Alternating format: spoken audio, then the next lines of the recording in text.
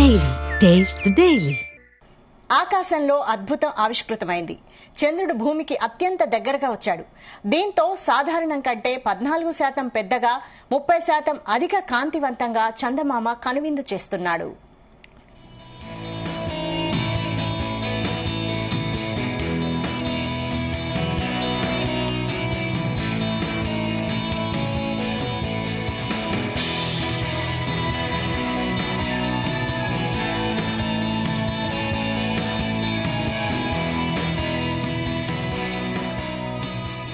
దీనిని beaver super moon గా పిలుస్తారు. మన దేశంలో సాయంత్రం 6:49 నుంచి చంద్రుడు సంపూర్ణంగా దర్శనమిచ్చాడు. పౌర్ణమి సమయంలో చంద్రుడు తన కక్షలో తిరుగుతూ భూమికి అత్యంత సమీపంలోకి చేరడంతో ఈ అద్భుతం ఆవిష్కృతమైంది. ఈసారి భూమికి చంద్రుడు మరింత దగ్గరగా వచ్చాడు. ఈ సూపర్ మూన్ ఈ ఏడాదిలో ఏర్పడనున్న రెండోది.